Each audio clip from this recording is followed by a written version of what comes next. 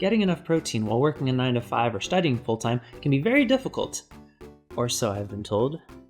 But if you've ever said, "I don't have time to meal prep," or "I have a protein shake every day, so I probably get enough protein," or "What even is a protein?"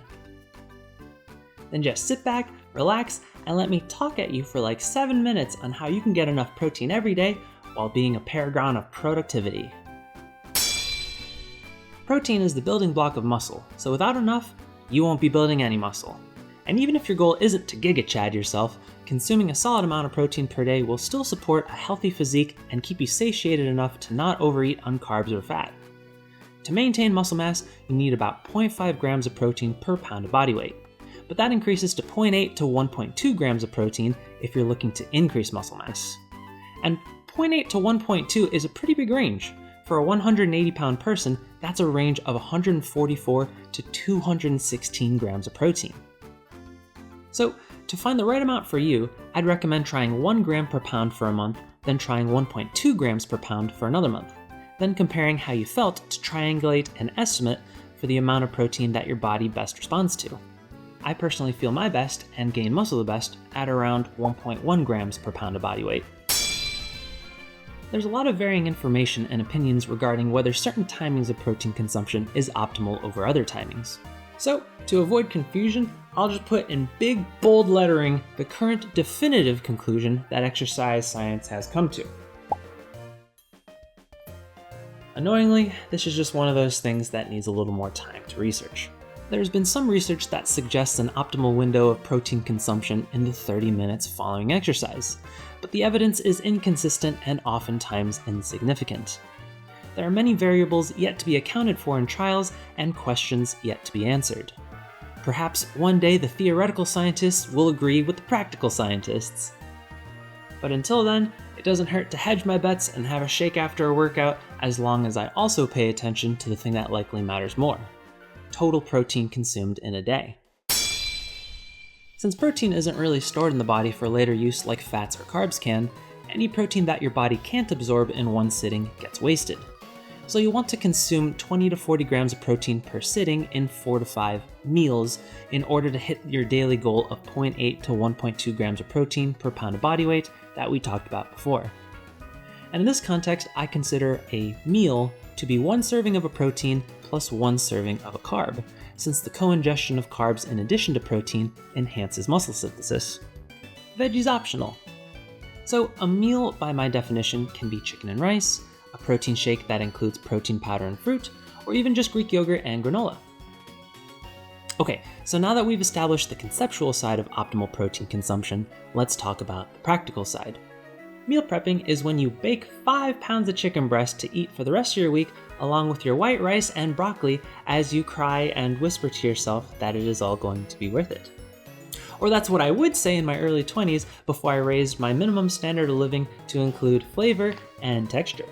Now I define meal prepping as partially or fully preparing reasonably healthy homemade food to heat or reheat for the next few days or week. This could mean fully preparing and portioning out meals, or just preparing a few pounds of a protein and reheating it throughout the week with different sauces and sides. This is the absolute best way to consume your food in terms of nutrients, cost effectiveness, and time cost. Practically everyone overestimates how much time it takes to meal prep and allows it to just be another thing they know they should do but let slip through the cracks. And sure, there's a learning curve to learning anything new, but learning to make the pot roast and learning to not get myself food poisoning from sous videing wrong, it never takes me more than 2 hours total to prep, cook, and clean after making 3 to 7 days worth of food. But since life does happen, let's explore protein options for busy days that you weren't able to meal prep for. You can, of course, always order takeout, but some options are better than others. Here's my tier list for food sources of protein, taking into account calories per dollar, total cost, protein content, taste, and quality of the food. As you can see, my tier list ranges from Chipotle, sitting atop alone in A tier with its high protein content, quality, and deliciousness, all the way down to Panda Express at the bottom of F tier with its high cost, lower protein content than you'd expect, due to all the fillers, copious added sugar, and because I got food poisoning 2 out of the last 2 times I went there. The second option for emergency protein is snacks. These are food items that are either shelf stable or are often bought on a weekly basis like milk or bananas.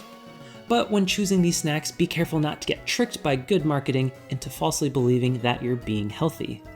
Here are 3 general rules to help you filter the truly quality from the marketing manipulation. The first is check the protein content. Always check the nutrition label because foods that seem identical can still differ wildly in protein content. The second is check the added sugar content. Consuming high amounts of added sugar can have many adverse effects, such as an increased risk of obesity, type 2 diabetes, heart disease, fatty liver disease, and worst of all, tooth decay. Check that nutrition label and try to keep added sugar to a minimum or ideally 0. And the third is avoid additives. I consider additives to be the artificial preservatives, emulsifiers, fillers, and sweeteners that are added to a product in order to artificially extend its shelf life or enhance flavor or texture. The FDA considers them safe to consume in small amounts, but it's probably best to keep them to a minimum or cut them out of your diet entirely. It can take some practice learning to identify them, but after getting into the habit of always checking ingredient labels before purchasing food at the grocery store, you'll start to quickly identify the common additives. Using the criteria of high protein and little to no additive sugar and additive content, here's a list of snacks that I deem good and also a list of lesser snacks. Thanks for watching my video. New videos every other week, so subscribe to get notified when they come out. Leave a like if you liked the video, and insert sign off here. Oh wait. What even is a protein? Oh, I forgot, I did want to get my double chin in there. Do you pick up pants? Pants! Do you know what protein is? Do you know? She got eye boogers.